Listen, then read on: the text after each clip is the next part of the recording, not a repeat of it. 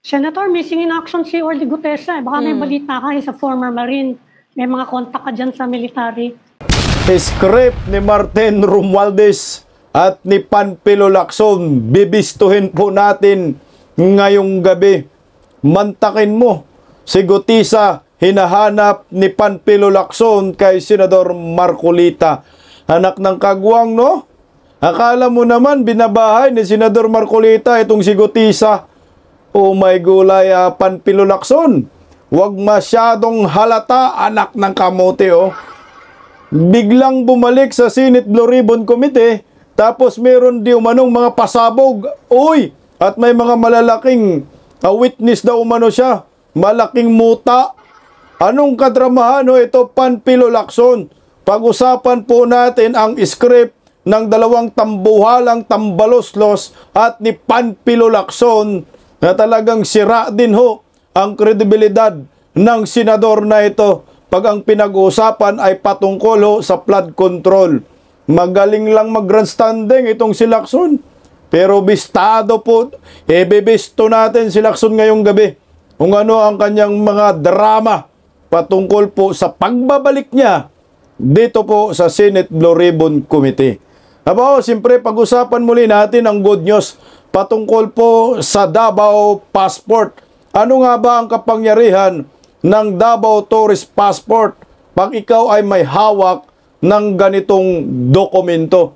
Meron pong paglilinaw ang Davao Tourist Association patungkol sa pasaporte na iyan kasi baka ma-misunderstanding na naman ng mga kalaban ng mga Duterte.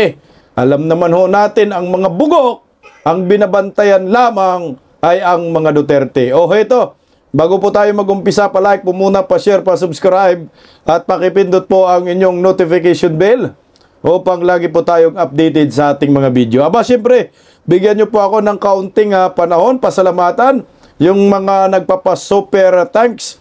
At ito, maraming salamat, Ma'am Lovelyn Sibukawa, Yossi Sibukawa, Sosid Yala, Victoria Donato, Vivian Magno, thank you so much po sa inyo. Ayan. Evelyn 4803, maraming salamat po. Mga suki natin po sa super thanks. Thank you so much. At sa mga trolls, anak ng kigwa, pa-like at pa-subscribe. Unahin po muna natin itong drama ni Panfilo Lacson at ni Martin Romualdez. Naalala ko yung sinasabi ni Senador Chis Escudero na wag di umano magpadala sa script ni Martin Romualdez dahil merong kababalaghang plano ang mga hinayupak na ito. So ito na nga ngayon, pagkatapos na nahimik itong si Panfilo Lacson at nagsabi na at umalis sa Senate Blue Ribbon Committee, bigla-bigla naman bumalik ang loko. At sabi may mga pasabog sa pagbabalik po niya sa Senate Blue Ribbon Committee. At meron di umano siyang witness. Sinong ang witness na ito? Puta, napaghalataan. Di ba kaya si Martin Romualdez tambaloslos, budlat ang tiyan? Anak ng kamote. At nakapagtataka, bakit si Gutesa ay hinahanap kay Senador Marcolita? Hinahanap ni Panfilo Lacson. Kasi nga, si Senador Marcolita ang nilapitan ni Gutesa. Alam niyo nakakalungkot merong tinatrabaho pala itong si Panfilo Lacson sa mga ilang linggong pananahimik na natigil ang Senate Blue Ribbon Committee hearing. Meron palang nilulutong kababalaghan. So ngayon, pag-usapan natin anong kababalaghan nito na ginagawa nila na malamang sa malamang ay script po ito ni Martin Romualdez. Narito po, hinahanap. Pa-like guys. Senator, missing in action si Orly Gutesa. Baka may balita ka sa former Marine. May mga kontak ka dyan sa military. Nasaan kaya siya? Madali ba siyang ma-summon kung sakasakali? Pina-check ko na yung mga addresses. At katunayan, humingi ng tulong nga yung RTC Manila. Doon sa address, pinadala namin sa kanila. Pero ang sabi, wala na raw si Gutesa, hindi na doon nakatira. Yes. Ngayon, ang subpina na ipapadala namin sa kanya, ay i-course namin through the office of Senator Marcoleta and or doon sa residence or office ni dating Congressman Mike Defensor. Kasi sila Mike naman ang Defensor. nag-present, lalo si Senator Marcoleta. Kaya sana alam nila kung paano makontak. Kasi Ang tindi ni Lacson, no? Hinahanap na daw nila si Gutisa. At yung mga address, tinitrace nila. So ngayon, yung subpina na pinapadala kay Gutisa ay ipapadaan sa opisina ni Senador Marcolita. At kasama yung si Mike Defensor. Anak ng kamote. Personala na Lacson, ha? Na para bang gustong palabasin ni Lacson na itong si Gutisa ay tinatago ni Senador Marcolita. Aba ho, tamang hinala itong si Panpilo Lacson. Paano na lang ho kung talagang walang alam si Senador Marcolita dyan? Dahil pumunta man lang ho yan sa Senado para mag-testimonya at lumapit kay Senador Marcolita. Tama nga ho yung nalapitan mo, Gutisa. Pinagkakatiwalaan si Senador Marcolita. Kasi kung kay Lacson ka lumapit, malamang ginagago ka na Gutisa ni Lacson. Mantakin mo yung ipapahanap yung taong ito. O sige nga, tuloy oh. chinek ko rin yung CCTV doon sa Senado, nung araw ng pagdinig na nando si Gutesa. Dumating siya doon as early as 8:27. Pagkatapos siya may sumalubong sa kanya, dumiretso siya sa opisina ni Senator Marcoleta. Paglabas niya, diretso siya, sinamahan siya nung staff ni Senator Marcoleta doon sa gallery. At nanatili siya doon habang kami nagkakaroon ng pagdinig. Pinababa siya mga bandang, I think, 10:27, tinawag siya, nanggaling siya doon sa gallery. At bumaba siya. So, ganong kalawak yung pakikipag-ugnayan ni Sergeant Gutesa kay Senator Marcoleta. Aba, Senador Marcolita, minamanmanang ka ni Boy Cemento, anak ng kagwang.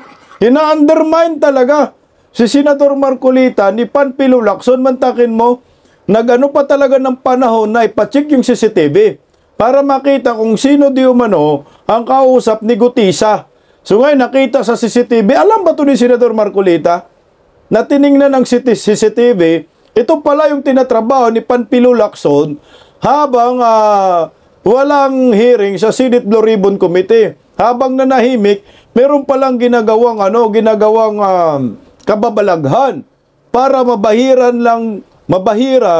itong si Senador Marcolita. Mantakin mo, malawak daw ang ugnayan ni Senador Marcolita at ni Gutisa. O kasi nga, yung lumapit di umano kay Gutisa, ngayong staff ni Senador Marcolita. Kutsa sinabi naman niya noon ni Senador Marcolita, di ba ho? Na lumapit si Gutisa sa kanya, hindi man itinanggi. Na lumapit. At sinabi naman ho niya na inutusan niya na magpa-notaryo para maniwala ako sa inyo. Yung notaryo na yun para sa kanya. At ikwininto rin po yan ni Mike Defensor Santiago sa mga interview. Na si Mike Defensor Santiago ay kumontak kay Senador Marcolita dahil itong si Gutisa may kumontak din kay Mike Defensor na parang common friend nila ni Gutisa para magsabi na gustong magsalita laban po dito, tungkol po dito sa flood control, not naisiwalat nga ho niya itong si Saldico at si Martin Romualdez. So anong problema mo? Bakit kailangan mo talagang titingnan, i-check yung CCTV? Kung anong galaw ni Gutisa at kay Senador Marcolita, for what? Para gagawa ka lang ng issue at mahipahid kay Senador Marcolita? Lus-lus ka, Panpilo Lacson. Tuloy oh. Kasi maaga siyang dumating, pumasok sa opisina ni Senator Marcoleta. I think he stayed there for around, kung di ako nagkakamali, mga around 30 minutes.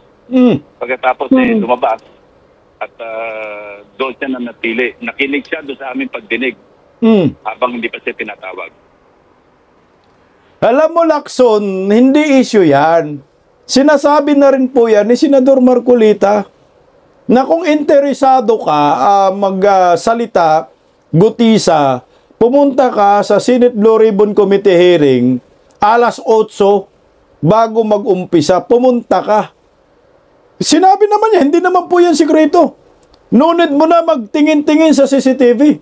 So ito yata yung pasabog niya na sabi niya magre-resume di umano siya ng Senate Blue Ribbon Committee hearing sa November 14. So ito yung isa sa mga pasabog niya. Ipapakita no, na yung CCTV footage para gawa naman ng kwento ng mga supporter si Martin Romualdez, mga trolls ni Bongbong Marcos, na di umano si Gutisa at si Marcolita, merong usapan na yun. Hindi po yung sikreto eh. Sinabi po yan ni Senador Marcolita Lantaran sa kanyang saganang mamamayang Net 25 program. At nakailang bisis na rin po namin yan dito na pag-usapan. Alam na po yan ng buong mundo. Baka nga hindi ka nanonood sa lahat ng mga ikwento ni Senador Marcolita, tapos ito, bigla-bigla kang magpa-check ng CCTV kung sino yung karap ni Senador Marcolita, hindi, ni Gutisa, hindi po yan itinanggi ni Senador Marcolita. Mula umpisa, kwininto na ni Senador Marcolita kung paano sila nagkausap ni Gutisa. Yan ay sa pamamagitan ni Mike Defensor. Sinabi ko ba Santiago? Ganina. Sorry Mike Defensor. Yan sa pamamagitan ni Mike Defensor. Yan ang maliwanag ho dyan. Ngayon kung hahanapin mo si Gutisa kay Senador Marcolita, puta, ibang usapan na ho yan. Meron ka ng malikot na isip na gusto mong ipahid kay Senador Marcolita at gusto mong makagawa ka ng isyo para masira ang kredibilidad ni Senador Marcolita. Putsa malas mo, Lacson, dahil yung mga CCTV footage mo, kwento na po yan ni Senador Marcolita kung paano sila nagkaharap ni Gutisa. Hindi na bago ho yan. Pero nung dumating siya, nag-iisa siya.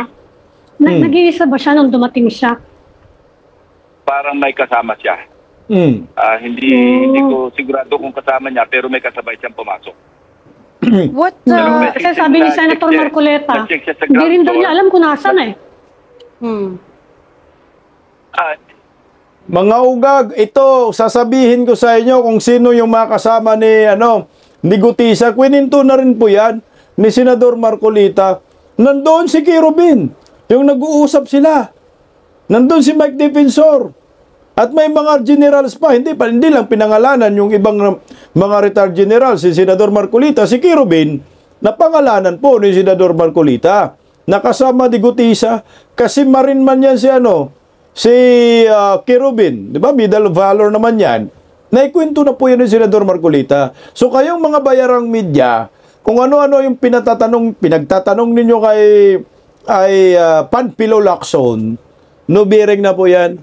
Maliwanag po yan na gusto po ninyong sirain lang yung kredibilidad ni Gutisa at Senador Marcolita. Gumagawa kayo ng kulay. Ang tanong dito, kayong mga reporter kayo ng mga bias, ito mga dilawan yan sila eh.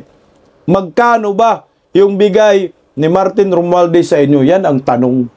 Yun nga, tuloy natin. Pwede naman tayo humingi ng tulong doon sa mga kakilala namin, mga dating nasa servisyo ng mga marine officers na baka sakali makatulong para lang maka-shed light, mas makapag-shed light doon sa kanyang sinumpang salaysay. Ngayon, kung hindi ka makita, i-appreciate na lang namin yung kanyang sinumpang salaysay on its face value. On its face, Kung ano yung face value ng kanyang sinumpang salaysay, yun ang magiging part ng record. At ulitin ko, valid yung kanyang sinumpang salaysay regardless of kung pinalsipay niya yung notaryo, valid pa rin yun. Kasi aside from the affidavit, sinumpaan niya pa rin yun doon sa harap ng Blue Ribbon Committee. Narinig nyo yun ha? Si Lacson ang may sabi. Valid daw yung kanyang pinanumpaang salaysay. Kahit anong mangyayari doon sa notaryo, walang pong issue. Sinabi niya yan ha? Sinabi niya yan. Tandaan po natin yan. Valid. Yun naman talaga ang totoo. Matagal na po sinabi yan ni Senador Marcolita. Na wala pong wala pong bearing yan. It doesn't matter. Kung ano po nang nangyayari dyan sa notaryo. Valid na valid po dahil nag-take out po yan sa Senate Blue Ribbon Committee hearing. Alam mo Lacson, valid naman pala yan. Sinabi mo ng valid. Pero bakit gumawa ka ng issue tungkol dito sa notaryo? Na uminit nga ho yung ulo ni Senador Marcolita dito. Sabi nga ni Senador Marcolita, sige, palakihin nyo. Papadisbar ko kayo. Na itinanggi nga ho ng abugaga na hindi daw niya pirma. Pinaliwanag na po yan ni Senador Marcolita. Na po sa pag nagpanotaryo ka, hindi man tinatanong mo na, ikaw ba ito, abogado ng pumirma? At mga sekretaryo lang po ang pumipirma dyan. Yan ang totoo niyan. Grabe nang pabalik-balik Senador Marcolita dyan eh. Pero gusto lang talaga sirain ni Lacson ang kredibilidad ni Gutisa. Pero ako sa akin lang Gutisa, abilib po ako sa inyo para mas maliwanagan ang taong bayan kasi hindi naman pwede isang bisis lang. Gutisa, lumabas ka sa Senate Blue Ribbon Committee hearing. Huwag kang magsabi na pupunta ka. Gaya ng sinabi mo lang na, gaya yung ginawa mo noon, na surprise lang ba? Surprise lang yung ginawa ho ninyo, kagaya ni Senador Marcolita, kasi delikado man ang buhay niya. So November 14, announce man yan sa Senate Blue Ribbon Committee, gulatin mo na lang din, Gutisa, na pupunta ka dun sa Senate Blue Ribbon Committee hearing. Para magkaalaman din. Yun lang din yung payo. O siyempre, kailangan po natin. Kung ito inumpisahan na ni Gutisa, Sir, saludo kami sa inyo, Sir. Lumabas ka, Sir. Ipakita mo, Sir, ang katapangan mo, Sir. Ipakita mo, Sir, na para ka sa bayan. Nang matapos na ang lahat at ituro mo ang lahat-lahat. Huwag kang, Sir, huwag kang matakot. Alam ko matapang to si Gutisa. Tuloy. Yes, sir. What prompted you, Senator, to check the CCTV of the day that he showed up at the Senate? Ano po yung hinahanap niyo? Ang inaanap ko lang kung sino yung kasama. Kasi nga nawawala siya eh. Baka kakilala ko yung kasama niya pumasok, matanong kung nasaan siya, saan pwede makontak. Yun lang nag-prompt sa akin. Kaya sabi ko, tingnan nyo nga kung sino yung kasama niya nang pumasok siya. Hanggang ngayon, tinitingnan namin kung ma-identify yung kasama at baka sakaling makatulong sa pag-locate sa kanya. Actually, nung sinumon siya doon sa DOJ at hindi sa sumipot, doon ako nakapagbigay ng bilin sa aking mga staff na tingnan nyo nga yung CCTV, baka sakaling makatulong tayo sa DOJ sa paghahanap kay Gutesa. Si Senator... Doon muna tayo sa sa sinasabi ni Lacson na nung do'y sumipot sa DOJ kasi nga alam mo Lacson, hindi man tanga yan si Gutisa.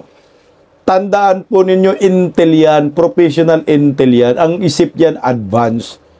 Alam ni Gutisa kung ano ang mangyayari sa kanya pag pumunta siya sa DOJ. Utang na si Buying pa. Alam na alam ng taong bayan kung anong klaseng pagkatao si Buying. O kung papainan siya ng script, ayaw nga ng script ni Gutisa eh. Oh. 'Di ba meron kayong intel? 'Di ba may intel kayo? Alam noon ninyo kung saan si Gutisa. Wag na lang po kayo gumawa ng issue or drama. Wag na lang po ninyo i-bandilyo or isiwalat kung saan si Gutisa. Utsang ina, intel funds, bilyon-bilyon, hindi alam saan si Gutisa. Para bang lumalabas si Gutisa ay nagiging wanted na. Hinahanap po ninyo anak ng kamuti.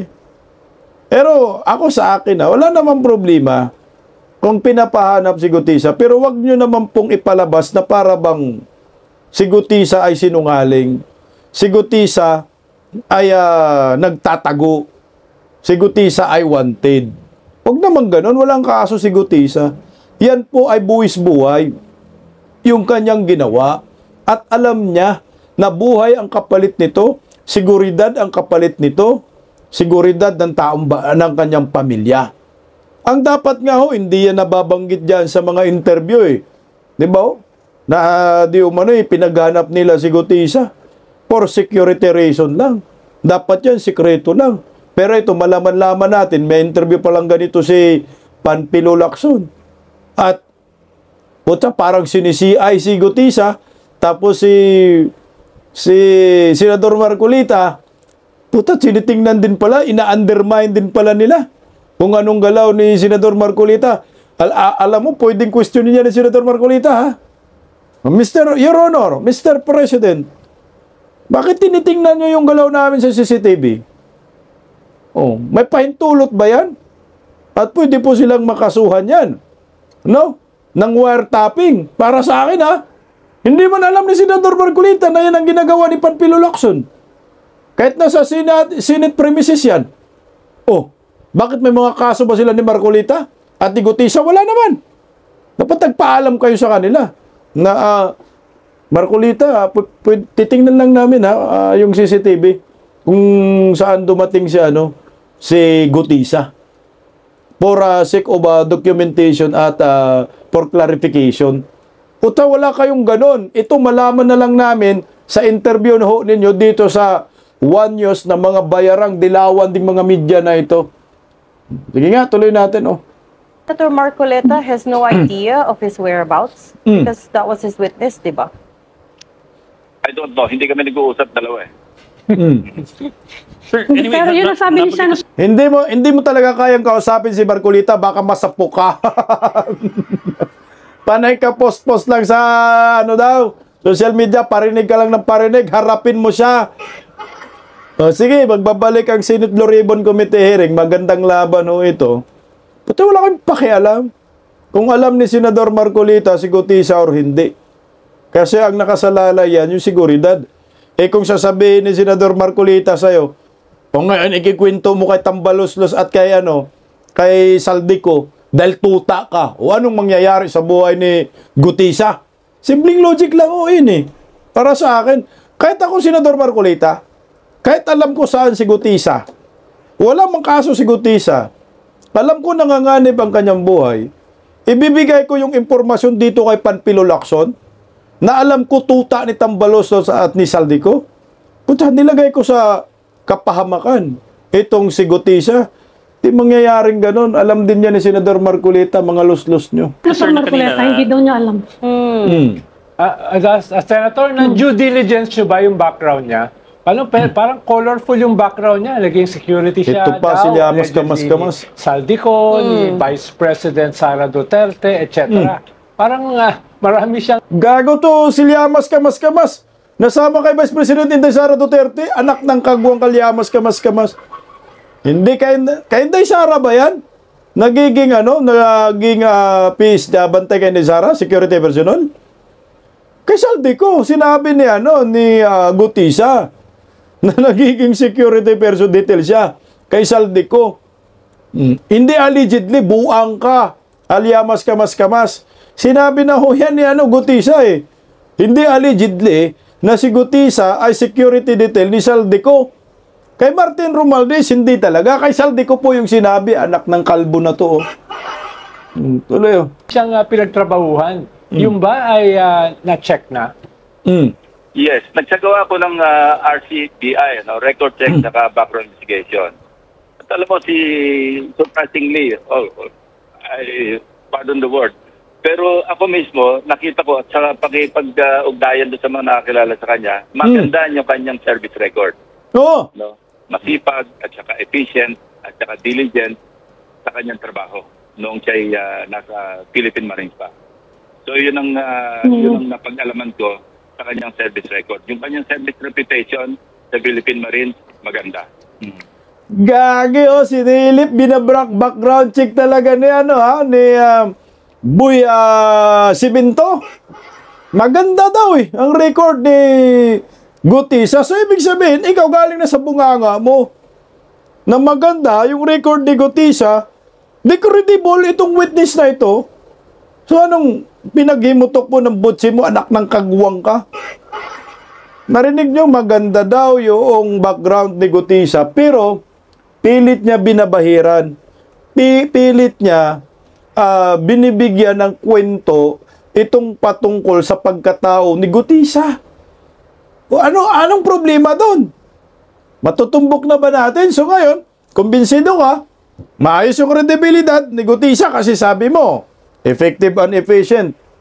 Hindi, ano bang hinintay natin? Mag-issue ka na ng subpoena kay Saldico, warrant of arrest kay Saldico, at imbitahin mo yung amo mong si Tambaloslos. Tulungan natin mga kabisdak. Sir, nabanggit nyo yung Manila RTC Executive Judge maaaring magsampa ng reklamo against Gutesa and those who presented this affidavit. kasama ba doon o masasabit ba doon si, for example, si former Congressman Mike Defensor at si Senator Marcoleta? Or they're not included in that consideration? Gagi, oh! Id! Idlangaw! Gusto nyo talagang kalad ka rin si Senador Marcolita? Gusto nyo na talagang kalad ka rin itong si, Mike Defensor, Santiago? Santiago, Mike Defensor lang pala? Naalala ko lagi si Miriam Defensor Santiago eh. Parang kahintulad kasi kay Senador Marcolita. Tika lang Bakit pinipilit ng mga hinayupak ng mga reporter na ito nakalad ka rin ang pangalan ni Senador Marcolita para doon sa Regional Trial Court RTC patungkol sa yung notaryo? Alam ko sa notaryo yun yung issue na yun Oh, si Senador Marcolita nga mismo yung pumunta sa Regional Trial Court para ipasumon yung mga libro ng notary public na yon, notaryo publiko. Kasi yung libro pinapahanap kung talagang sasabihin mo piniki ba talaga yung yung perma. Kasi nga ang gusto nilang ipalabas diyan, yung perma ay piniki ni Gutisa. Yun ang gusto nilang ipalabas. At kasabot nito si Mike Defensor at si Senador Marcolita. Yun ang gusto nilang ipalabas. Yan ang gusto nilang script ni Martin Romualdez, Tambaloslos, at kasama itong mga bayarang media, Dilawan Pinklawan, kasama ka Panpilo Lacson. Gusto nila ganun. Dito tayo sa notaryo. Kasi yan agad yung binato kay Gutisa. Ang sabi ng abogado, hindi akong pumirma niyan. So, hindi talaga siya pumirma. Oo, hindi ka pumirma. Pero, putik, doon siya pumunta sa opisina mo. Walang dyan. Walang kasalanan si Gutisa dyan. Ang may kasalanan, ikaw na notaryo. Kaya bang, sabi nga ni Senador Marcolita, kaya bang pikiin ni Gutisa yung mga numero? Yung mga series number, serial number, anong kasunod sa libro nyo doon sa notary, pinanotaryuhan ni Gutisa? Hindi naman, gaano ba kagaling si Gutisa mamiki? At ang sabi ni Lacson, na magaling si hindi questionable yung personalidad ni Gutisa, so credible. Bakit ipasumon mo si Gutisa ipatawag sa Regional Trial Court? Dapat ipatawag yung abogaga na kung saan ang daming opisina pala yan.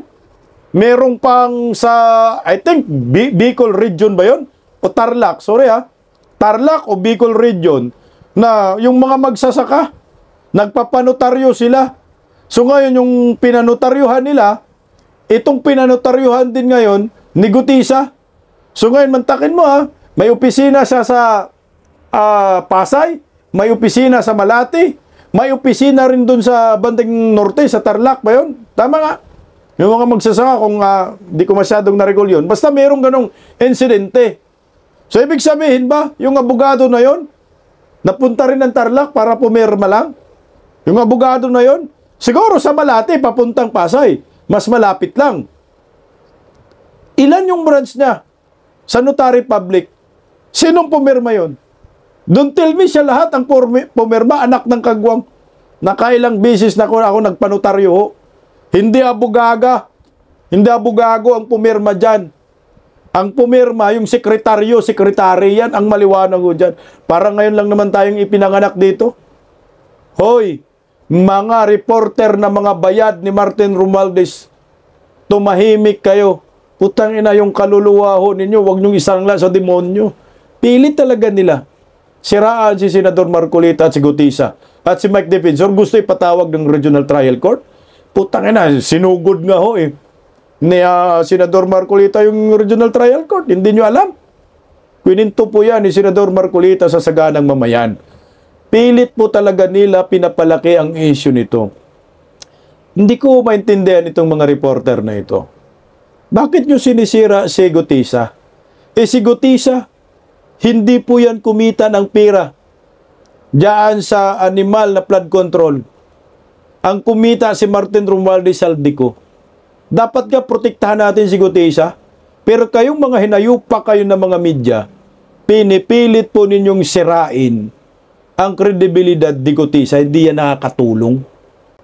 Sa mga nangyayari ngayon na pagtatakip sa totoong mga mastermind, anong sasabit? Si Marcolita sasabit? Si Mike Defensor sasabit? Ang sasabit nito, alam mo sino? Yung abugaga. Dahil yung pinapirma niya ay yung sekretary niya. Yan ang sasabit. At sabi ni Senador Marcolita, pwede pang madisbar. Anak ng mga hungang itong mga reporter na to. Tuloy nga ho natin. Or they're not included in that consideration? Hindi siya ang magsasampa ng reklamo. Nire-recommenda niya Recommend. sa prosecutor's office o sabihin natin sa DOJ na magsagawa ng preliminary investigation. Dahil pwede maging liable sa falsification si Sergeant Gutesa and others responsible for presenting his affidavit. Ang question dito, Tanga mo, Lacson. So ngayon, falsification, kakasuhan mo si Gutesa ng falsification. Anak ng kagwang, anong kinalaman niya dyan sa falsification? Anong kinalaman ni Senador Marcolita at Mike Defensor sa falsification? Anak ng kuwanggol. Ang kakasuhan dyan yung abogado. Hindi ito. Tingnan mo yung yung linyahan ni Lacson. Pagkatapos magsabi niya na maayos ang record ni Gutesa, ngayon sasabihin, babanatan niya ng falsification. Pinapalsify ni Gutesa yung perma. Anak ng kagwang. Meron nga pong lumalabas ng mga dokumento na pareho sa perma sa panotaryo ni Gutesa, doon sa pinapapirmahan din po nila. Yung abogado, yung makasuhan yan. Kasi pinahintulutan niya yung sekretary na yan na pumirma para man lang ngayon lang tayo nagpanotaryo, Lacson. Mga hunghang tong mga to. Tuloy bukod kay Gutesa, yung affidavit mismo. Yes, sir. Pero I think medyo, sa tingin ko lang kasi layman, medyo stretch yun kasi hindi naman, wala naman personal knowledge yung nagpresenta sa kanya. In this case, si Senator Marcolita o si Mike Defensor man, na hindi talaga properly o hindi notarized ng proper notary public yung salaysay ni Gutesa. Okay. Tinanong nga siya ng pagdinig na ikaw ba mismo nagpanotaryo? Ang sagot ni Gutesa, opo, ako mismo nagpanotaryo na purportedly kay Atty. Spera. Na agad-agad naman tinanggi ni Atty. Spera. Kaya nga nagdigay daan doon sa executive judge na magsagawa ng investigasyon. Kasi nakikita niya merong violation. Kasi may exclusive jurisdiction ang executive judge na maski anong syudad o bayan man o kung saan man na magsagawa ng investigasyon patungkol sa mga violations ng notarized document. So Di ang kakasuhan niya, yung abogaga na nagninegosyo, na hindi siya pumirma, bakit si Gutesa? Anong kinalaman ko? Ba't ako tuloy ng kasuhan? Gusto ko lang magpanotaryo, nagbabayad ako Pag notaryo, hindi ko naman alam kung sinong pumirma dito. Tama sinasabi ni Senador Marcolita, tinatanong ko pa ba yan? Na ikaw ba dito? Ikaw bang abogado? Ikaw ba pumirma dito? Wala na. Basta pag panotaryo natin yun na yun, pipirma ng mga abogado, magbayad ka. May pambayad ka, dala mo ng dokumento. Puta, nagpanotaryo na ho ako. Kayo nagpanotaryo. Kayong mga media, alam ho ninyo. Dapat ang parusahan dito, kung may pagkakamaliman lang sa notaryo na gusto nyong palakihin, itong abugaga na tao rin ni John B. Crimolia diyan sa BJMP. Na tao rin ni Tambaluslos. Tangina, ang tindi talaga ng drama ng hinayupak na Martin Romualdez at saka si Lacson. O bakit binira mo agad na biglang naglabas yung abogada na yon?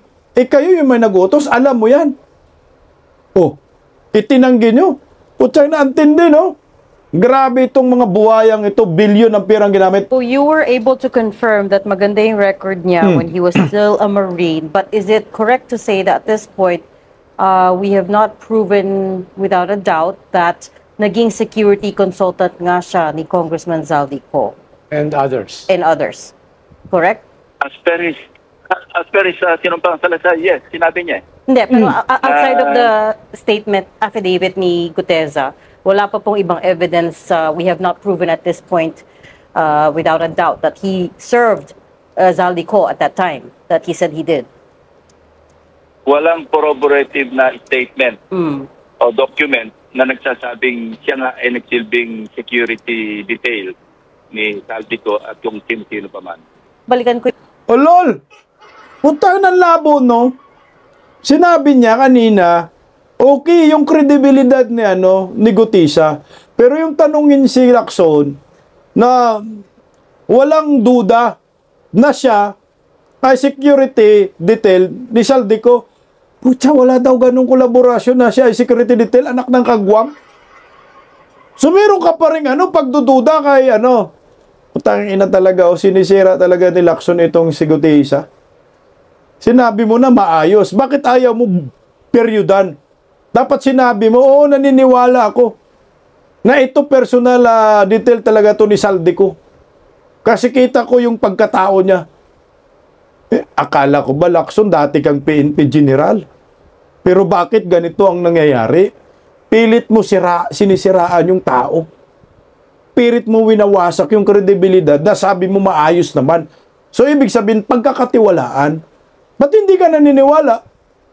Sabi mo maayos yung mga serbisyo niya, effective and efficient. Walang problema, walang kaso. So, ngayon, pagdating dito kay Saldico, atras abante ka, ayaw mo mapaniwala na siya ay security detail. Bakit? Kasi nga, may malitang basura, magkano? Yun ang tunay dyan. Tuloy. yung witness nyo for the next Blue Ribbon Committee hearing. Of course, I understand. Ito na yung pasabog nila. May witness daw siya, nadadalhin sa Senate Blue Ribbon Committee hearing. Pucha, sino? Malamang sa malamang, ang witness niya, ito yung sisira sa kredibilidad ni Gutisa.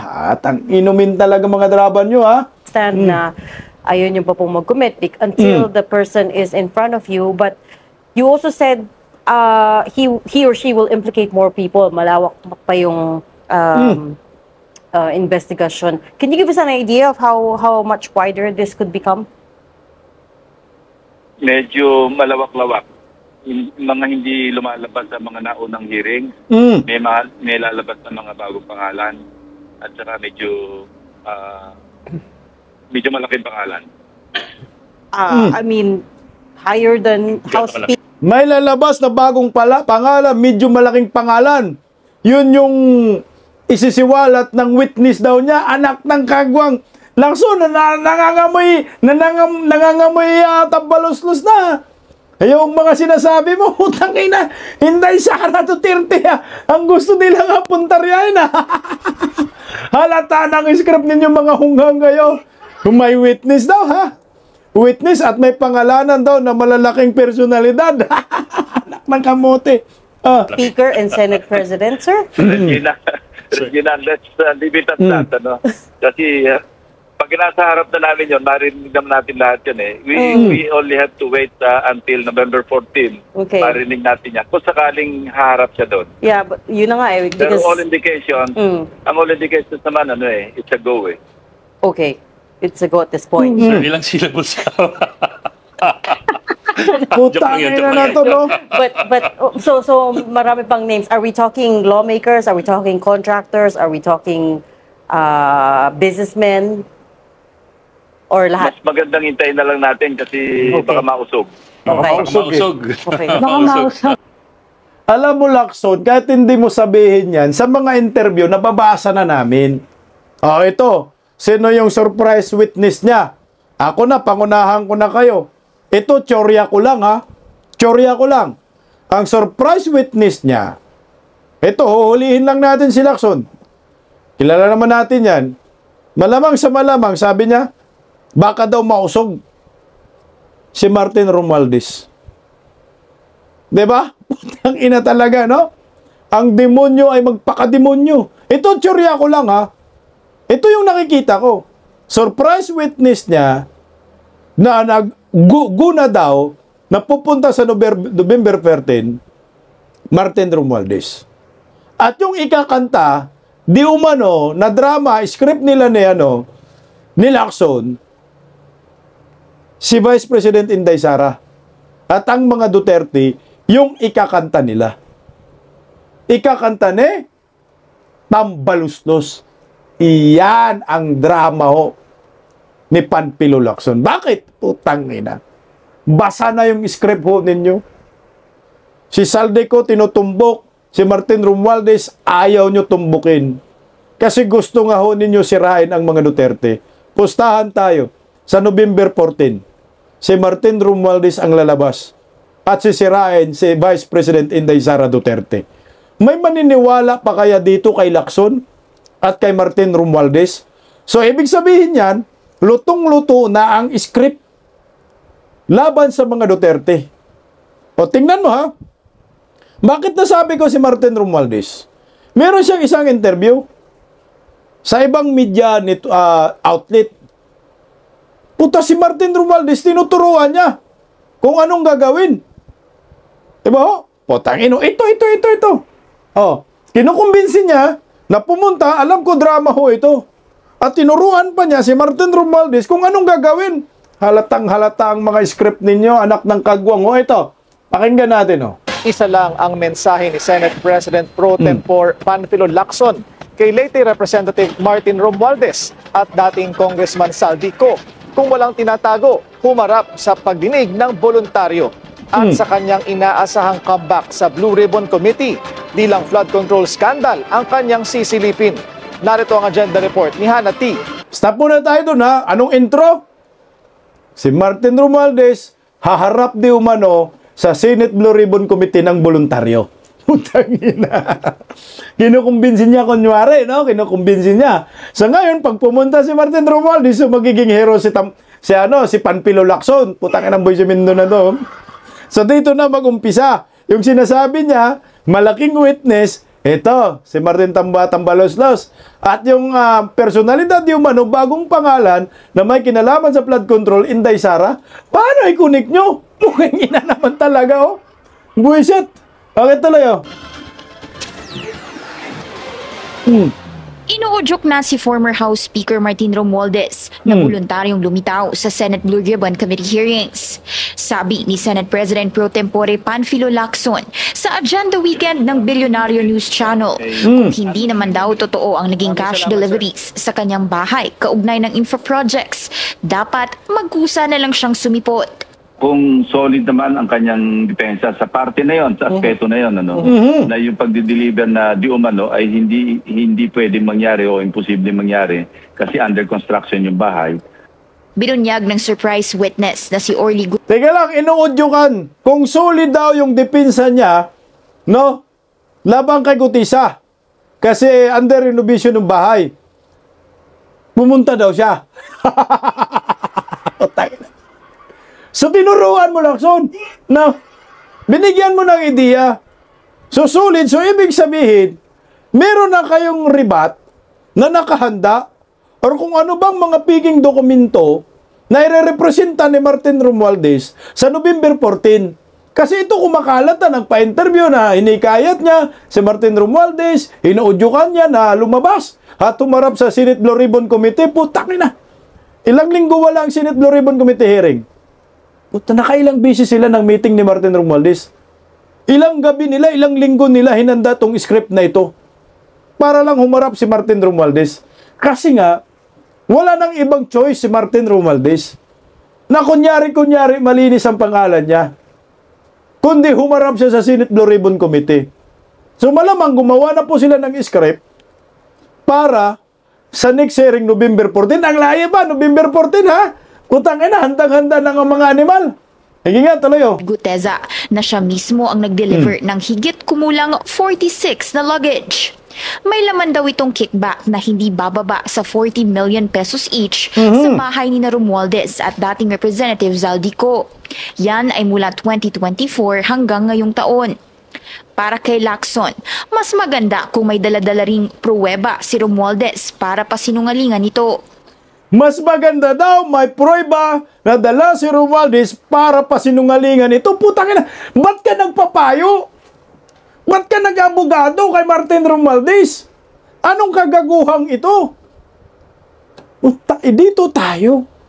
Ikaw na nagtuturo. Ikaw na nag-guide. Sa tinuturong mastermind sa flood control projects, Manong Malyang, sindikato sa Kaban ng Bayan. Tinuruan mo, nag-abogado ka, anong klaseng tao ka? Ikaw yung Senate Blue Ribbon Committee Chairman.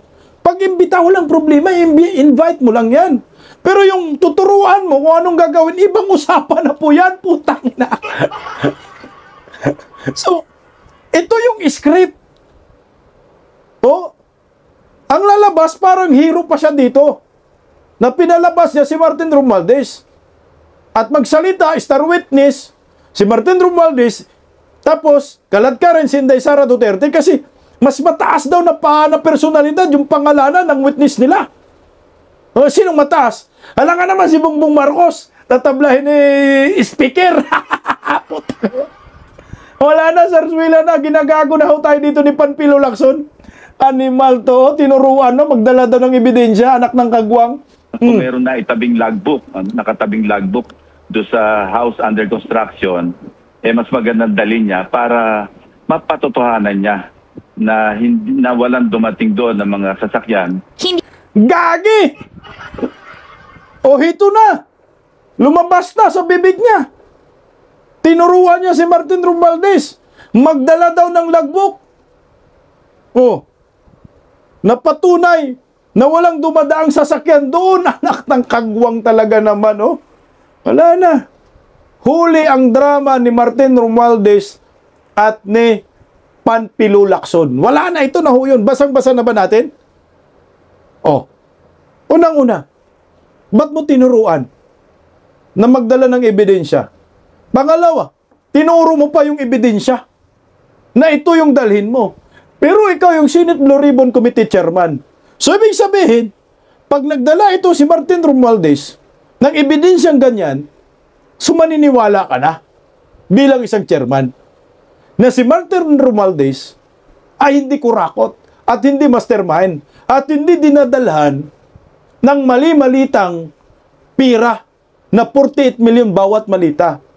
So lalabas, si Gutesa hindi credible. Pero bakit sinabi mo na siya malinis yung kanyang trabaho noon? Si Gutesa. So sinong paniwalaan mo? Itong si Martin Romualdez. Kasi nga may dalang dokumento. Nasabihin yung logbook, tinuruan mo. So pagdala doon, tapos ng boxing. Sira si Gutesa.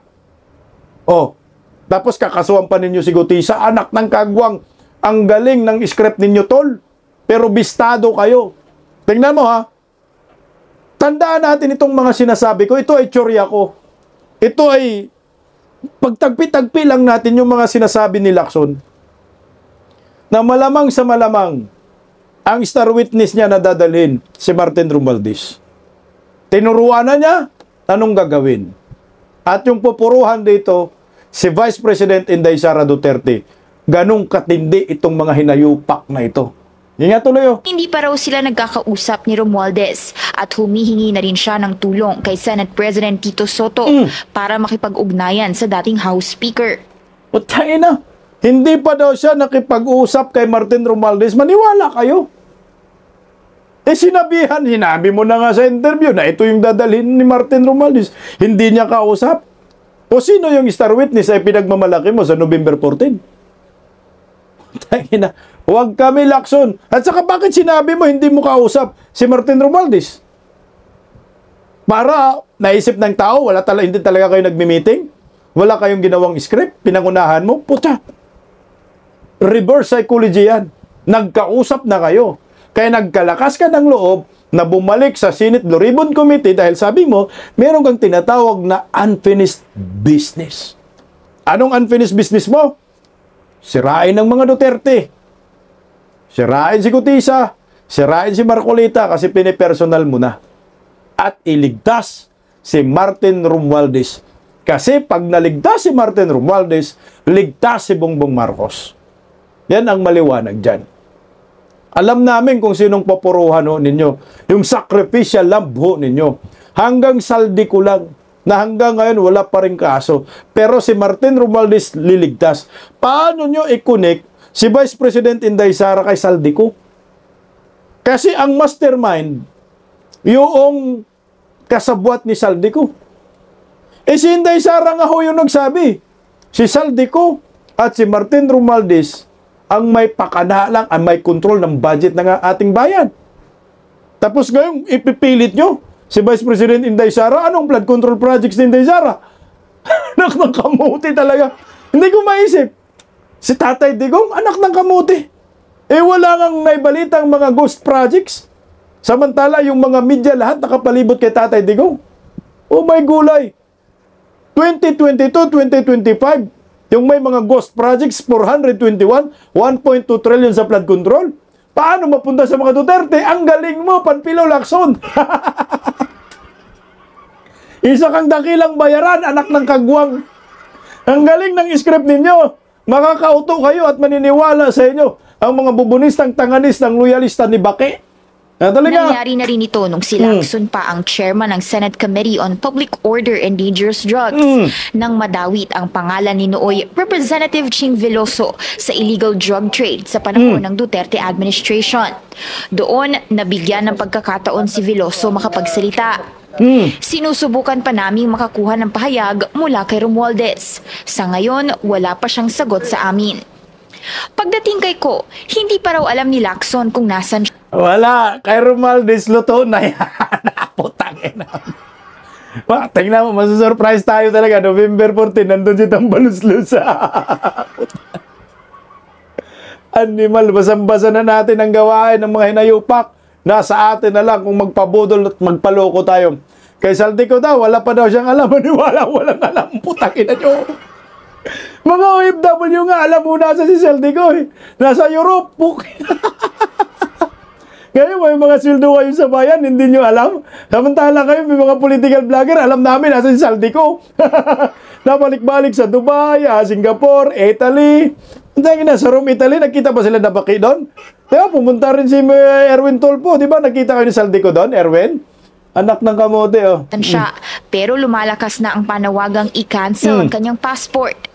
Wala pang jurisdiction ng korte tungkol dito, pero may legal opinion na pwedeng maghain ng petisyon para sa kanyang passport cancellation. Halimbawa, DPWH or Ombudsman or DOJ, magpadala ng request or petition sa korte para mag-issue ng order na i-cancel yung kanyang passport bilang pangunang hakbang.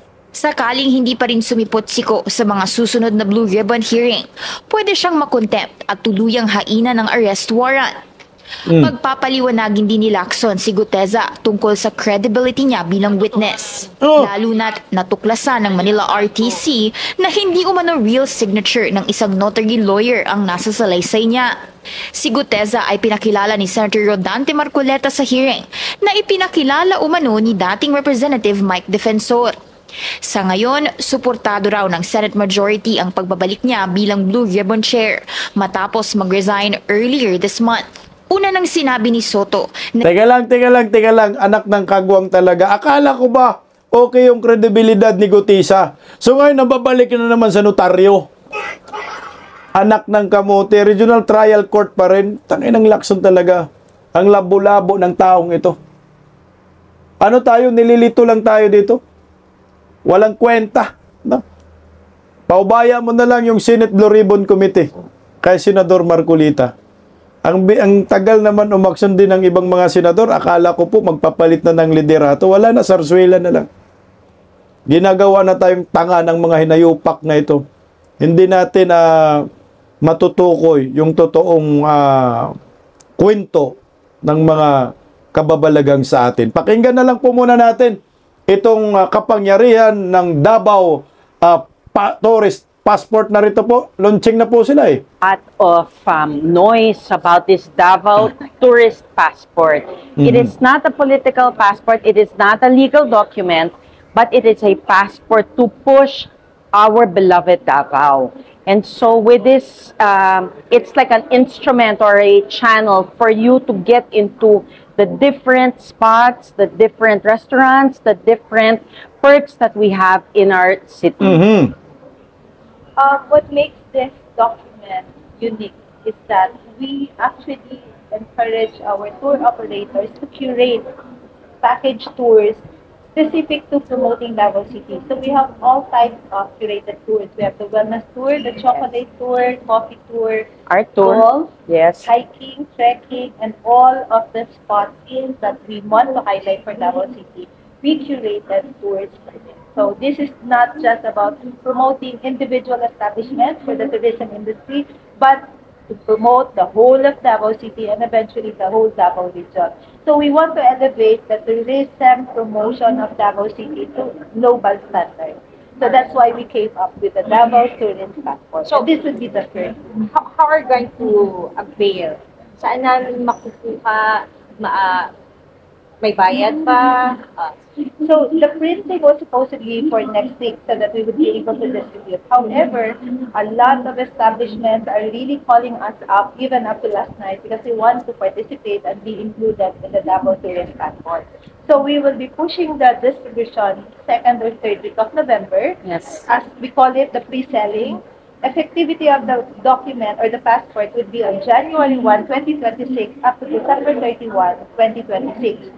So how do you get it? We will be posting on our official FB page our distribution channel. Now, with regards to the cost, we will be selling as an association the Davao Tourist Passport at 500 pesos per passport.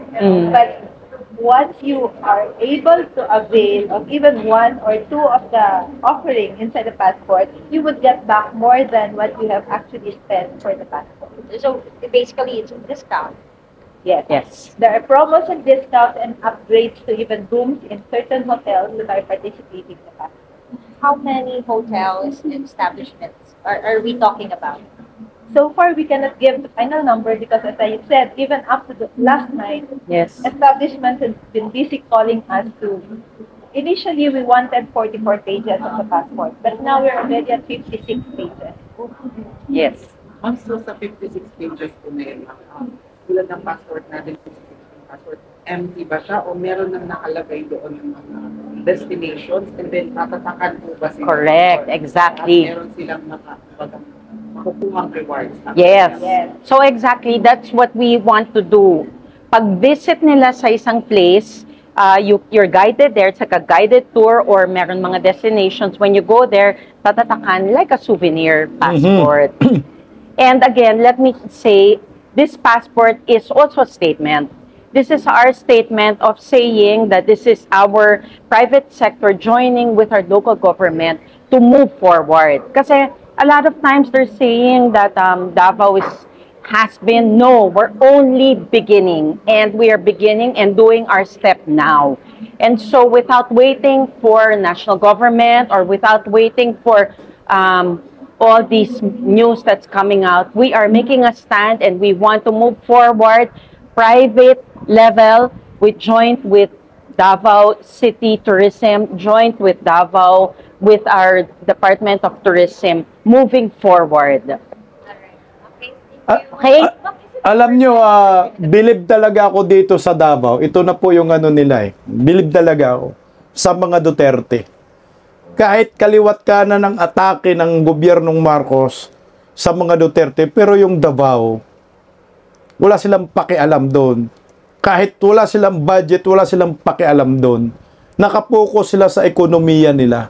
Ang isa sa pinakamagandang naisip nila, we need to move forward daw itong tourist passport. Maganda po itong ginagawa nila kasi nga, yung may mga package, land tour package, may mga promo, makakuha ka niyan pag merong ang ganun. Iyan yung magandang kapangyarihan na ito. Tandaan po natin hindi po yan ginagamit para sa mga legal na mga business. Ito ay parang booklet, monitoring, parang kupon, ng promo kupon, pero tinatawag nila Davao Tourist Passport. So monitoring na rin ito kung saan pumupunta yung mga tao nandyan. Kasi bawat punta mo sa mga hotels, tataka. Kahit pupunta mo sa mga tourist destination, tataka.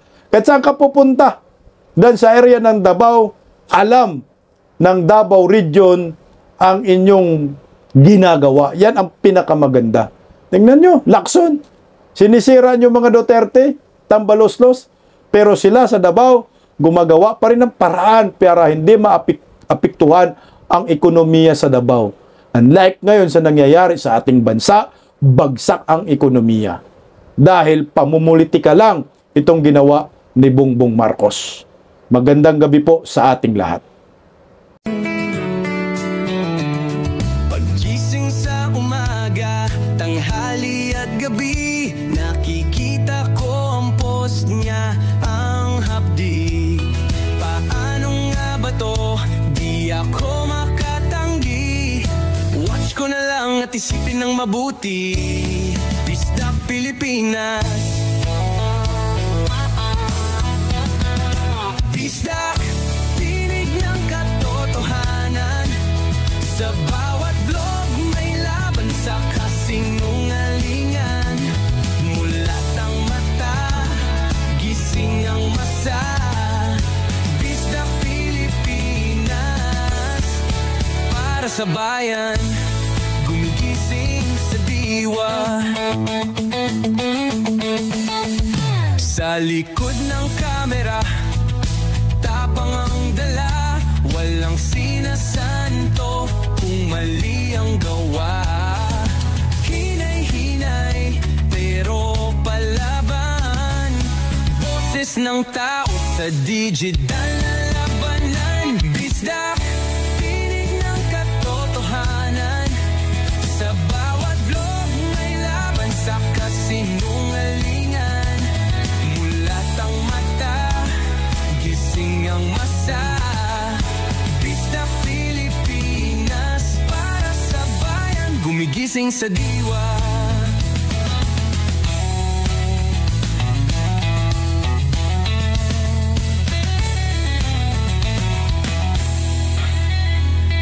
Hindi artista, hindi politiko, pero ang katotohanan, sigaw niya ay buo. Sa YouTube o Facebook man siya makita, may aral ka pa rin, may uri sa bawat salita. Bisdak, gising sa katotohanan, di lang kwento, kundi panawagan. Sa bawat Pilipinong naghahanap ng liwanag. Bisdak Pilipinas, kasama sa pagbangon ng bayan. Bisdak Pilipinas, boses ng masa, gising ang diwa. Sa vlog mo, may pag-asa.